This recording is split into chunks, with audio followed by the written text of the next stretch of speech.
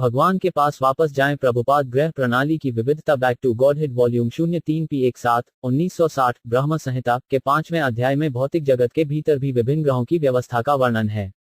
और भगवत गीता में हजारों और करोड़ों भौतिक ब्रह्मांडों में इस तरह की विविध ग्रह प्रणाली को भगवान की संपूर्ण रचनात्मक ऊर्जा का 1/4 हिस्सा माना जाता है।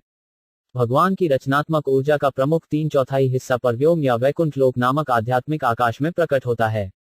ब्रह्म संहिता की व्याख्या की अब भौतिक वैज्ञानिक उतनी ही पुष्टि कर चुके हैं जितनी उन्होंने भौतिक वैज्ञानिक ने पदार्थ विरोधी दुनिया को स्वीकार कर ली है।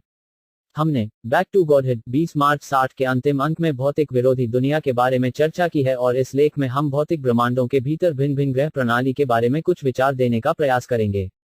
21 फरवरी को मॉस्को से एक खबर इस प्रकार थी। इंडियन एक्सप्रेस नई दिल्ली दिनांक 22 फरवरी 60। रूस के खगोल विज्ञान के जाने माने प्रोफेसर बोरिस वोलोत्सोव-वेलियानिनो ने कहा कि ब्रह्मांड में अनंत संख्या में ऐसे ग्रह होने चाहिए जिनमें कारणों से संपन्न प्राणी हों। रूसी खगोलशास्त्री का यह कथन ब्रह्म संहिता के कथन की नवीनतम पुष्टि मात्र है। ब्रह्म संहिता में विवरण संक्षेप में इस प्रकार है। यस्य प्रभा प्रभात जगदौड़ा कोटि कोटिसु वसुदादि विभूति भीन्नम तद ब्रह्म निष्कुलम अन्नत अशेषभूतम गोविंदम आदि पुरुषम तम हम भजामि।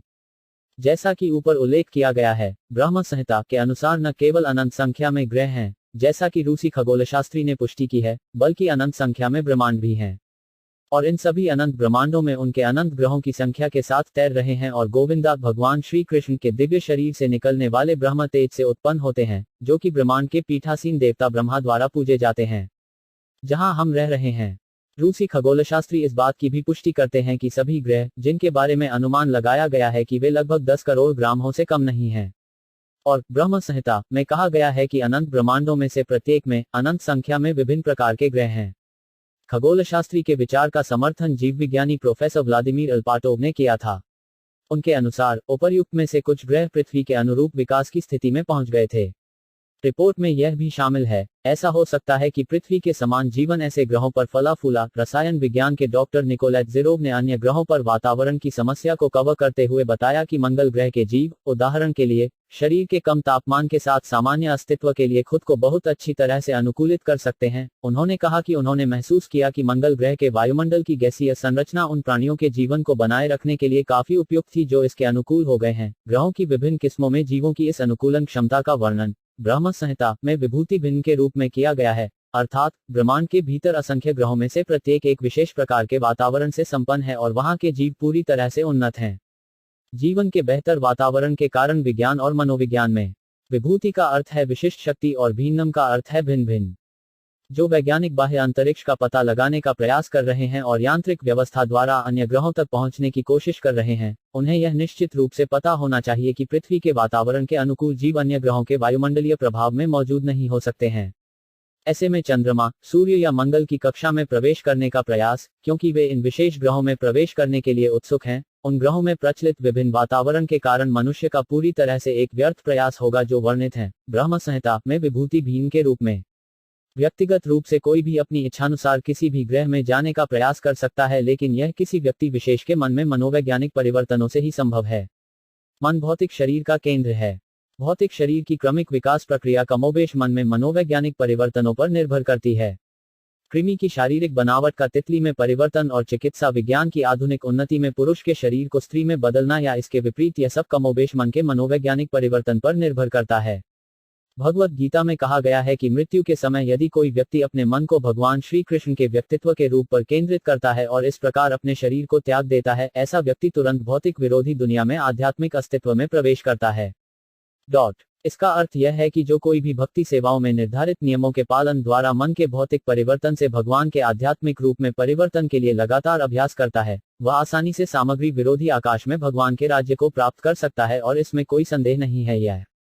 और इसी तरह यदि कोई भौतिक आकाश के किसी अन्य ग्रह में प्रवेश करना चाहता है, तो वह वर्तमान शरीर को छोड़कर, यानी मृत्यु के बाद, वहां जा सकता है और उस विशेष ग्रह के वातावरण में प्रवेश कर सकता है जिसमें वह प्रवेश करना चाहता है। इस प्रकार यदि कोई चंद्र ग्रह में प्रवेश करना चाहता है, जैसा कि वे अभी प्रयास कर रहे हैं, या सूर्य ग्रह में या मंगल में प्रवेश करना चाहते हैं, तो वह उस उद्देश्य के लिए वैधानिक कार्य करके ऐसा कर सकता है। भागवत गीता इस कथन की पुष्टि निम्नलिखित शब्दों में करती है। मृत्यु के समय जो व्यक्ति ध्यान करता है और मन की स्थिति में अपने भौतिक शरीर को छोड़ देता है, वह मृत्यु के बाद उस विशेष चीज को तुरंत प्राप्त कर लेता है। महाराज भरत ने अपनी कठोर तपस्या के बावजूद अपनी मृत्यु के समय अपने हरिण के बारे में सोचा और इस तरह वे मृत्यु के बाद हिरण बन गए, लेकिन अपने पिछले जीवन की स्पष्ट चेतना के साथ। यह बेहद अहम बिंदु है। मृत्यु के समय जो वातावरण बनाया जाता है वह अपने जीवन काल में किए गए वास्तविक कर्मों का परिणाम मात्र होता है। श्रीमद्भागवत 3.32 में चंद्र ग्रह में प्रवेश की प्रक्रिया का उल्लेख इस प्रकार है। भौतिकवादी दिमाग वाले पुरुष जिन्हें भगवान के राज्य की कोई जानकारी नहीं है, वे धन, प्रसिद्धि और पूजा के भौतिक अधिग्रहण के बाद लगभग पागल हो जाते हैं। ऐसे पुरुष आत्म संतुष्टि के लिए परिवार इकाई के प्रगतिशील कल्याण कार्यों में रुचि रखते हैं और सामाजिक या राष्ट्रीय कल्याण के लिए गतिविधियों का उत्तरोत्तर विस्तार करते हैं। ऐसे पुरुष निर्धारित यांत्रिक या कर्मकांड के कर्तव्यों के निर्वहन में भौतिक गतिविधियों द्वारा वांछित वस्तु को प्राप्त करते हैं और इस प्रकार पितरों या पूर्वजों को संतुष्ट करने के लिए इच्छुक होते हैं और इसी तरह अन्य नियंत्रित देवताओं को भी यज्ञों के प्रदर्शन से संतुष्ट करते हैं, जैसा कि प्रकट शास्त्रों में प्रस्तुत किया गया है। इस तरह के यज्ञों और औपचारिक अनुष्ठानों की लत ऐसे पुरुष मृत्यु के बाद चंद्र ग्रह में प्रवेश करते हैं।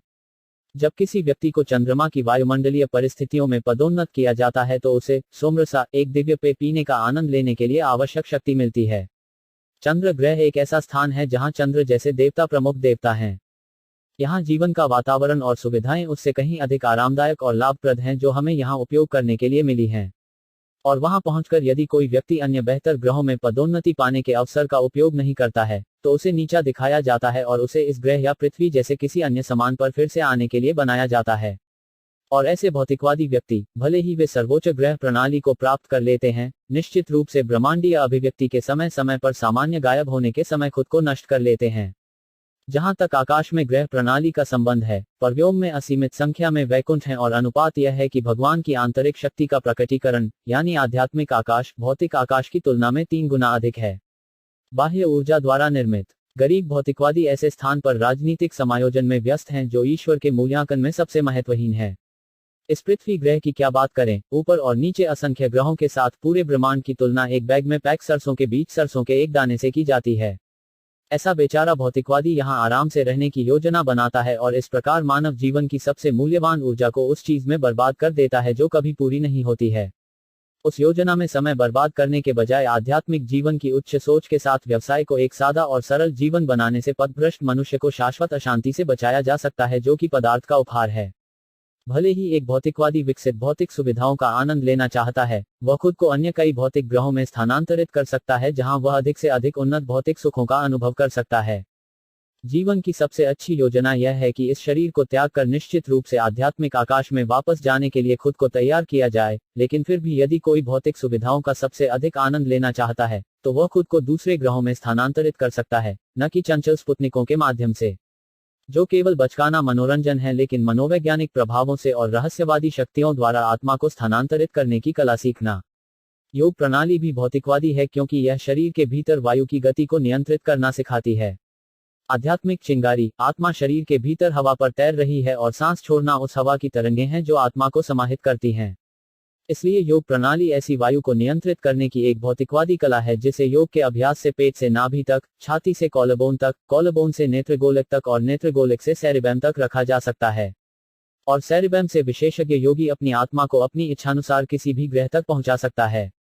भौतिक वैज्ञानिक वायु या प्रकाश के वेग को ध्यान में रखते हैं, लेकिन उन्हें पदार्थ के वेग अर्थात मन और बुद्धि की कोई जानकारी नहीं होती है। हमें मन की गति का कुछ अनुभव है क्योंकि एक क्षण में हम मन को लाख करोड़ मील दूर स्थानांतरित कर सकते हैं। खुफिया अभी भी ठीक बात है। बुद्धि से सूक्ष्म आत्मा वह है जो कोई पदार्थ नहीं है, बल्कि वह आत्मा या पदार्थ विरोधी है और बुद्धि से करोड़ों गुना अधिक सूक्ष्म और शक्तिशाली है। इस प्रकार हम आत्मा के वेग की कल्पना कर सकते हैं और किसी भी सूक्ष्म भौतिक वाहन की सहायता के बिना यह कितनी जल्दी एक ग्रह से दूसरे ग्रह तक अपनी शक्ति से यात्रा कर सकता है। जानवरों की खाने, सोने, डरने और इंद्रिय संतुष्टि की सभ्यता ने आधुनिक मनुष्य को गुमराह किया है और वे भूल गए हैं कि वह कितना शक्तिशाली आत्मा है। जैसा कि हम पहले ही बता चुके हैं कि आत्मा एक आध्यात्मिक चिंगारी है जो सूर्य, चंद्रमा या बिजली से कई गुना अधिक रोशन, चमकदार और शक्तिशाली है। अपनी वास्तविक पहचान न जानने से मानव जीवन खराब हो जाता है। और भगवान श्री चैतन्य महाप्रभु नित्यानंद के साथ मनुष्य को भ्रामक सभ्यता के प्रकार से बचाने के लिए प्रकट हुए। ब्रह्मांड के सभी ग्रहों में योगी कैसे यात्रा कर सकते हैं, इसका वर्णन भागवत में भी किया गया है। जब प्राण शक्ति इस प्रकार अनुमस्तिष्क पर उठाई जाती है तो आंख, नाक, कान जैसे छिद्रों में से किसी एक छिद्र से इन शक्तियों के निकलने की पूरी संभावना रहती है, क्योंकि ये वे स्थान हैं जिन्हें प्राणशक्ति की 7वीं कक्षा के रूप में जाना जाता है। इसलिए योगी हवा को पूरी तरह से बंद करके इन छिद्रों को बंद कर सकते हैं और ध्यान से योगी प्राणशक्ति को बीच की स्थिति में या भौहों के बीच में केंद्रित कर सकते हैं। इस स्थिति में योगी यह सोच सकता है कि वह इस शरीर को छोड़ने के बाद किस ग्रह में जाना चाहता है। वह या तो वैकुंठ में कृष्ण के निवास में जाने का फैसला कर सकता है, जो दिव्य स्थान है जहां किसी को भी भौतिक दुनिया में वापस आने की आवश्यकता नहीं है, या कम से कम यदि वह सीधे आध्यात्मिक आकाश के ग्रहों पर नहीं जाना चाहता है, लेकिन चाहता है ब्रह्मांड में उच्च ग्रहों की यात्रा करने के लिए, वह उस स्थिति में ऐसा करने के लिए स्वतंत्र है। एक पूर्ण योगी के लिए जिसने इस भौतिक शरीर को पूर्ण चेतना में छोड़ने की प्रणाली में सफलता प्राप्त की है, यह प्रक्रिया उतनी ही आसान है जितनी कि एक सामान्य व्यक्ति अपने जीवन काल में एक स्थान से दूसरे स्थान पर जाता है। जैसा कि पहले ही चर्चा की जा चुकी है कि भौतिक शरीर केवल आत्मा का आवरण है, मन और बुद्धि एक आवरण है और पृथ्वी, जल, वायु आदि का स्थूल शरीर आत्मा का आवरण है। जैसे कोई भी उन्नत आत्मा जिसने योग प्रक्रिया या पदार्थ से आत्मा को जोड़ने की प्रक्रिया द्वारा स्वयं को महसूस किया है, आत्मा के इन शर्टिंग और कोटिंग्स को सही क्रम में और अपनी इच्छा के अनुसार छोड़ सकता है। ईश्वर की कृपा से मनुष्य को पूर्ण स्वतंत्रता प्राप्त है। भगवान की हम पर कृपा है कि हम आध्यात्मिक आकाश में या भौतिक आकाश में और किसी भी ग्रह में कहीं भी रह सकते हैं। इस स्वतंत्रता का दुरुपयोग उसे भौतिक संसार में गिरा देता है और 3 गुना दुखों से भरा एक सशर्त जीवन जीता है। भौतिक दुनिया में एक दुखी जीवन जीना आत्मा की पसंद है, क्योंकि यह मिल्टन की पैराडाइस लॉस्ट कविता द्वारा अच्छी तरह से चित्रित किया गया है, न कि संयोग से, और भौतिक दुनिया से भी अपनी पसंद से वह घर वापस जा सकता है देवत्व। तो 2 भौहों के बीच में प्राण शक्ति रखने के उस महत्वपूर्ण समय में उसे यह तय करना है कि वह कहां जाना चाहता है। यदि वह भौतिक दुनिया के साथ कोई संबंध रखने के लिए पूरी तरह से अनिच्छुक है, तो वह ऐसा कर सकता है और 1 सेकंड से भी कम समय में वह दिव्य वैकुंठ तक पहुंच सकता है और आध्यात्मिक वातावरण में उसके लिए उपयुक्त आध्यात्मिक शरीर में पूरी तरह से प्रकट हो सकता है। उसे केवल सूक्ष्म और स्थूल दोनों रूपों में भौतिक दुनिया को छोड़ने की इच्छा है और फिर खोपड़ी के सबसे ऊपरी हिस्से पर जीवन शक्ति डालनी है और इस शरीर को ब्रह्मांड नामक इस खोपड़ी के छेद से छोड़ना है। यही योग प्रणाली के अभ्यास की सर्वोच्च सिद्धि है। लेकिन चूंकि वह इच्छा की स्वतंत्रता के साथ संपन्न है और जैसे कि वह खुद को भौतिक दुनिया से पूरी तरह से मुक्त नहीं करना चाहता है, लेकिन ब्रह्म पद के जीवन का आनंद लेना चाहता है या ब्रह्म के पद पर कब्जा करना और भौतिक रूप से परिपूर्ण प्राणियों के स्थान को देखना चाहता है। सिद्ध लोक कहा जाता है जहां एक जीवित प्राणी में गुरुत्वाकर्षण, स्थान, समय, अधिपति आदि को नियंत्रित करने की पूरी क्षमता होती है, तो उसे मन और बुद्धि, सूक्ष्म पदार्थ को छोड़ने की आवश्यकता नहीं होती है, लेकिन वह केवल स्थूल पदार्थ को छोड़ सकता है और इस प्रकार भौतिक ब्रह्मांड के उच्चतम स्थान पर जाएं। यांत्रिक व्यवस्था से बने स्पुतनिक या तथाकथित मानव निर्मित ग्रह कभी भी मानव को अंतर्ग्रहीय बाह्य अंतरिक्ष में ले जाने में सक्षम नहीं होंगे। इतने विज्ञापित चंद्रमा में भी वे नहीं जा सकते। उच्च ग्रह प्रणाली में कारण फिर से दोहराया जाता है कि यहाँ का वातावरण अलग है। प्रत्येक ग्रह का अपना विशेष वातावरण होता है और यदि कोई भौतिक ब्रह्मांड के भीतर कहीं भी किसी विशेष ग्रह पर जाना चाहता है तो उसे अपनी भौतिक शर्त और कोड को उस विशेष ग्रह की जलवायु स्थिति के अनुकूल बनाना होगा। यह बस इस प्रकार है। अगर कोई व्यक्ति भारत से यूरोप जाना चाहता है, जहां की जलवायु भारत से अलग है, तो उसके अनुसार उसे अपनी पोशाक बदलनी होगी। इसी तरह जब हम वैकुंठ के पालौकिक ग्रहों तक जाना चाहते हैं तो शरीर को बदलने के लिए जितना आवश्यक हो उतना पोशाक का पूर्ण परिवर्तन। अंतर यह है कि अगर हम उच्चतम भौतिक ग्रह पर जाना चाहते हैं तो हमें मन, बुद्धि और अहंकार की बारीक पोशाक को बदलने की जरूरत नहीं है, बल्कि हमें पृथ्वी, जल, अग्नि आदि से बने स्थूल पोशाक को बदलना होगा। लेकिन जब हम एक पालौकिक ग्रह पर जाते हैं तो हमें सूक्ष्म और स्थूल शरीर दोनों को बदलने की आवश्यकता होती है और हमें आध्यात्मिक रूप से आध्यात्मिक आकाश में पूरी तरह से पहुंचना होता है। मृत्यु के समय इच्छा करने मात्र से ही वस्त्र परिवर्तन स्वतः हो जाएगा। यह इच्छा तभी संभव है जब हम जीवन की सचेत अवस्था में इसका अभ्यास करें। ऐसी कामनाओं का जब भौतिक संसार के संबंध में अभ्यास किया जाता है तो वे फलदायी क्रिया कहलाती हैं। जब ऐसी इच्छाएं ईश्वर के राज्य के संबंध में संचालित की जाती हैं तो इसे दैवीय या भक्ति सेवा कहा जाता है, जिसकी चर्चा इस अंक में भी की जाती है।